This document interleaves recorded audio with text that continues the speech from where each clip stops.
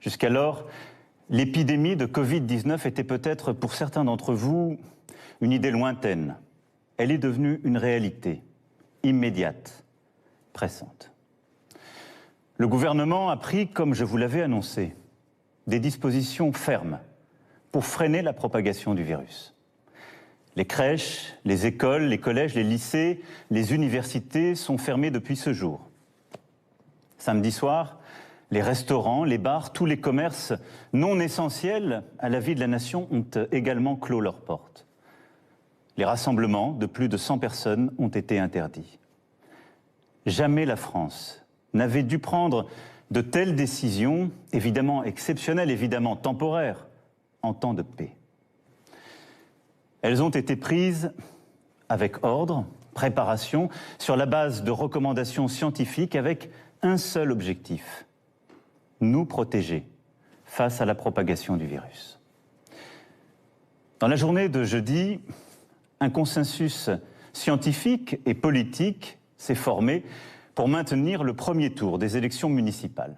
Et j'ai pris avec le Premier ministre la décision de maintenir le scrutin. Hier, dimanche, les opérations de vote ont donc pu se tenir. Je veux ce soir remercier les services de l'État, les maires, l'ensemble des services, des mairies, tous ceux qui ont tenu les bureaux de vote et qui ont donc permis l'organisation de ce scrutin. Je veux aussi saluer chaleureusement les Françaises et les Français qui, malgré le contexte, se sont rendus aux urnes, dans le strict respect des consignes sanitaires, des gestes barrières contre le virus. Je veux aussi ce soir adresser mes félicitations républicaines aux candidats élus au premier tour. Environ 30 000 communes sur 35 000 ont, après ce premier tour, un conseil municipal. Mais dans le même temps, alors même que les personnels soignants des services de réanimation alertaient sur la gravité de la situation, nous avons aussi vu du monde se rassembler dans les parcs, des marchés bondés, des restaurants, des bars qui n'ont pas respecté la consigne de fermeture. Comme si, au fond, la vie n'avait pas changé. À tous ceux qui, adoptant ces comportements, ont bravé les consignes, je veux dire ce soir très clairement, non seulement vous ne vous protégez pas, vous, et l'évolution récente a montré que personne n'est invulnérable, y compris les plus jeunes, mais vous ne protégez pas les autres. Même si vous ne présentez aucun symptôme, vous pouvez transmettre le virus. Même si vous ne présentez aucun symptôme, vous risquez de contaminer vos amis, vos parents, vos grands-parents, de mettre en danger la santé de ceux qui vous sont chers. Dans le Grand Est, dans les Hauts-de-France, en Île-de-France, nos soignants se battent pour sauver des vies, avec dévouement, avec force. Au moment où la situation sanitaire se dégrade fortement, où la pression sur nos hôpitaux et nos soignants s'accentue, tout notre engagement, toute notre énergie, toute notre force doivent se concentrer sur un seul objectif: ralentir la progression du virus. Je vous le redis avec force ce soir. Respectons les gestes barrières, les consignes sanitaires. C'est le seul moyen de protéger les personnes vulnérables, d'avoir moins de concitoyens infectés et ainsi de réduire la pression sur les services de réanimation pour qu'ils puissent mieux accueillir, mieux soigner. Sans signe grave, contactons notre médecin traitant, n'appelons le SAMU et ne nous rendons à l'hôpital qu'en cas de forte fièvre, de difficultés à respirer, sans quoi ils ne pourront faire face à la vague de cas graves qui déjà se profile dans certaines régions. Faisons preuve, au fond, d'esprit solidaire et de sens des responsabilités. Chacun d'entre nous doit à tout prix limiter le nombre de personnes avec qui il est en contact chaque jour. Les scientifiques le disent, c'est la priorité absolue. C'est pourquoi, après avoir consulté, écouté les experts, le terrain, et en conscience, j'ai décidé de renforcer encore les mesures pour réduire nos déplacements et nos contacts au strict nécessaire. Dès demain, midi, et pour 15 jours au moins, nos déplacements seront très fortement réduits. Cela signifie que les regroupements extérieurs, les réunions familiales ou amicales ne seront plus permises. Se promener, retrouver ses amis dans le parc, dans la rue, ne sera plus possible. Il s'agit de limiter au maximum ces contacts au-delà du foyer. Partout sur le territoire français, en métropole comme outre-mer, seuls doivent demeurer les trajets nécessaires. Nécessaires pour aller faire ses courses, avec de la discipline et en mettant les distances d'au moins 1 mètre, en ne serrant pas la main, en n'embrassant pas. Les trajets nécessaires pour se soigner, évidemment. Les trajets nécessaires pour aller travailler quand le travail à distance n'est pas possible. Et les trajets nécessaires pour faire un peu d'activité physique, mais sans retrouver, là encore, des amis ou des proches. Toutes les entreprises doivent s'organiser pour faciliter le travail à distance. Et quand cela ne sera pas possible, elles devront adapter dès demain leur organisation pour faire respecter ces gestes barrières contre le virus, c'est-à-dire protéger leurs salariés ou, quand il s'agit d'indépendants, se protéger eux-mêmes. Le gouvernement précisera les modalités de ces nouvelles règles dès ce soir, dès après mon allocution. Toute infraction à ces règles sera sanctionnée. Je vous le dis avec beaucoup de solennité ce soir.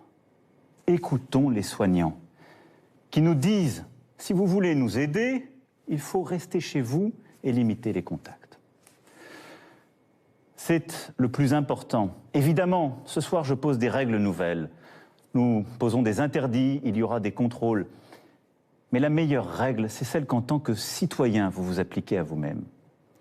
Et une fois encore, j'en appelle à votre sens des responsabilités et de la solidarité. Dans ce contexte, après avoir consulté le président du Sénat, le président de l'Assemblée nationale, mais également mes prédécesseurs, j'ai décidé que le second tour des élections municipales serait reporté. Le Premier ministre en a informé aujourd'hui même les chefs de parti représentés au Parlement. Cette décision a fait l'objet d'un accord unanime. Mes chers compatriotes, je mesure l'impact de toutes ces décisions sur vos vies. Renoncer à voir ses proches, c'est un déchirement. Stopper ses activités quotidiennes, ses habitudes, c'est très difficile. Cela ne doit pas nous empêcher de garder le lien, d'appeler nos proches, de donner des nouvelles, d'organiser aussi les choses avec nos voisins, d'inventer de nouvelles solidarités entre générations, de rester, comme je vous l'ai dit jeudi dernier, profondément solidaires et d'innover là aussi sur ce point. Je sais que je vous demande de rester chez vous. Je vous demande aussi de garder le calme dans ce contexte. J'ai vu ces dernières heures des phénomènes de panique en tous sens. Nous devons tous avoir l'esprit de responsabilité. Il ne faut pas que les fausses informations circulent à tout va. Et en restant chez vous, occupez-vous des proches qui sont dans votre appartement, votre maison. Donnez des nouvelles, prenez des nouvelles. Lisez, retrouvez aussi ce sens de l'essentiel. Je pense que c'est important dans les moments que nous vivons. La culture, l'éducation, le sens des choses est important. Et éviter l'esprit de panique, de croire dans toutes les fausses rumeurs, les demi-experts ou les faux sachants. La parole est claire, l'information est transparente et nous continuerons de la donner. Mais croyez-moi, cet effort que je vous demande, je sais qu'il est inédit, mais les circonstances nous y obligent. Nous sommes en guerre sanitaire, certes. Nous ne luttons ni contre une armée, ni contre une autre nation. Mais l'ennemi est là, invisible, insaisissable, qui progresse. Et cela requiert notre mobilisation générale. Nous sommes en guerre. Toute l'action du gouvernement et du Parlement doit être désormais tournée vers le combat contre l'épidémie. De jour comme de nuit, rien ne doit nous en divertir. C'est pourquoi j'ai décidé que toutes les réformes en cours seraient suspendues, à commencer par la réforme des retraites. Dès mercredi, en Conseil des ministres, sera présenté un projet de loi permettant au gouvernement de répondre à l'urgence et, lorsque nécessaire, de légiférer par ordonnance dans les domaines relevant strictement de la gestion de crise. Ce projet sera soumis au Parlement dès jeudi. J'ai vu tout à l'heure les présidents de l'Assemblée nationale et du Sénat afin que ces textes soient votés le plus rapidement possible, afin aussi que la vie démocratique et le contrôle du Parlement continuent dans cette période. Je les en remercie et je remercie tous nos parlementaires en cet instant. Nous sommes en guerre. J'appelle tous les acteurs politiques, économiques, sociaux, associatifs, tous les Français, à s'inscrire dans cette union nationale qui a permis à notre pays de surmonter tant de crises par le passé. Nous sommes en guerre. Et la nation soutiendra ses enfants qui, personnel soignant, en ville, à l'hôpital, se trouvent en première ligne dans un combat qui va leur demander énergie, détermination, solidarité. Ils ont des droits sur nous. Nous leur devons évidemment les moyens, la protection. Nous serons là. Nous leur devons des masques, du gel, tout le matériel nécessaire. Et nous y veillons et y veillerons. Nous avons décidé, avec les scientifiques, de réserver les masques en priorité pour l'hôpital et pour la médecine de ville et de campagne. En particulier les généralistes et les infirmières, désormais en première ligne aussi dans la gestion de la crise. Des masques seront livrés dans les pharmacies dès demain soir, dans les 25 départements les plus touchés. Mercredi, pour le reste du territoire national. J'ai aussi entendu le message des spécialistes, en particulier les chirurgiens dentistes et beaucoup d'autres.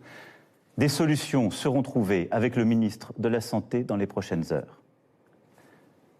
Nous devons aussi aux soignants la garde de leurs enfants.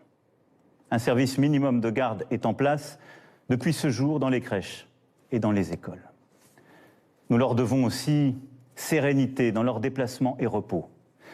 C'est pourquoi j'ai décidé que dès demain, les taxis et les hôtels pourront être mobilisés à leur profit. L'État paiera. Nous sommes en guerre, oui. Le pays accompagnera dans cette période les régions les plus touchées, aujourd'hui, comme celles qui le seront demain. À ce titre, je veux assurer les habitants, les personnels soignants du Grand Est que nous serons au rendez-vous pour les appuyer face à l'afflux de patients et à la saturation des hôpitaux. Je sais ce qu'ils vivent depuis des jours et des jours. Nous sommes avec eux. J'ai décidé pour cela qu'un hôpital de campagne du service de santé des armées serait déployé dans les jours à venir en Alsace. Les armées apporteront aussi leur concours pour déplacer les malades des régions les plus affectées et ainsi réduire la congestion des hôpitaux de certains territoires. Nous sommes en guerre. Aussi, comme je vous l'ai dit jeudi, pour nous protéger et contenir la dissémination du virus, mais aussi préserver nos systèmes de soins. Nous avons pris ce matin, entre Européens, une décision commune. Dès demain midi, les frontières à l'entrée de l'Union européenne et de l'espace Schengen seront fermées. Concrètement, tous les voyages entre les pays non européens et l'Union européenne seront suspendus pendant 30 jours. Les Françaises et les Français qui sont actuellement à l'étranger et souhaitent rentrer pourront bien entendu rejoindre leur pays. Nous devons prendre cette décision parce que je vous demande ce soir d'importants efforts et que nous devons dans la durée nous protéger. Et je veux dire à tous nos compatriotes qui vivent à l'étranger que là aussi, en bon ordre, ils doivent se rapprocher des ambassades et consulats et que nous organiserons, pour celles et ceux qui le souhaitent, et là où c'est nécessaire, leur rapatriement. Vous l'aurez compris, vous le pressentez. Cette crise sanitaire sans précédent aura des conséquences humaines, sociales, économiques majeures. C'est aussi ce défi que nous devons mener. Je vous demande des sacrifices pour ralentir l'épidémie. Jamais ils ne doivent mettre en cause l'aide aux plus fragiles, la pérennité d'une entreprise, les moyens de subsistance des salariés comme des indépendants. Pour les plus précaires, pour les plus démunis, pour les personnes isolées, nous ferons en sorte, avec les grandes associations, avec aussi les collectivités locales et leurs services, qu'ils puissent être nourris, protégés, que les services que nous leur devons soient assurés. Pour la vie économique, pour ce qui concerne la France, aucune entreprise, quelle que soit sa taille, ne sera livrée au risque de faillite. Aucune Française, aucun Français ne sera laissé sans ressources. S'agissant des entreprises, nous mettons en place un dispositif exceptionnel de report de charges fiscales et sociales, de soutien au report d'échéances bancaires et de garantie de l'État à hauteur de 300 milliards d'euros pour tous les prêts bancaires contractés auprès des banques. Pour les plus petites d'entre elles, et tant que la situation durera, celles qui font face à des difficultés n'auront rien à débourser, ni pour les impôts, ni pour les cotisations sociales. Les factures d'eau, de gaz ou d'électricité, ainsi que les loyers, devront être suspendus. En outre, afin que personne ne soit laissé sans ressources, pour les salariés, le dispositif de chômage partiel sera massivement élargi, comme je vous l'avais annoncé jeudi dernier, et comme le gouvernement a commencé à le préciser. Pour les entrepreneurs, commerçants, artisans, un fonds de solidarité sera créé, abondé par l'État, et auquel le Premier ministre proposera aux régions aussi de contribuer. Le gouvernement, dès demain, précisera toutes ces mesures. Elles seront en fonction des besoins, des réalités économiques, des nécessités secteur par secteur, évidemment adaptées. Nous serons au rendez-vous pour que notre économie soit préservée dans cette période si dure et pour que l'ensemble des travailleuses, des travailleurs puissent avoir cette sécurité aussi en termes de pouvoir d'achat, de continuité de leur vie. Mes chers compatriotes, la France vit un moment très difficile. Nul ne peut en prévoir précisément la durée. Et à mesure que les jours suivront les jours, que les problèmes succéderont aux problèmes, il faudra, en lien avec les éclairages donnés par les scientifiques, les expériences de terrain, il faudra nous adapter. Nous allons continuer aussi, pendant cette période, de travailler, de progresser sur les traitements. Je sais le dévouement de plusieurs équipes partout sur notre territoire, avec des premiers espoirs qui naissent, et nous continuerons aussi d'avancer sur le vaccin. Régulièrement, je m'adresserai à vous. Je vous dirai à chaque fois, comme je l'ai fait, comme le gouvernement le fait, la vérité sur l'évolution de la situation. J'ai une certitude.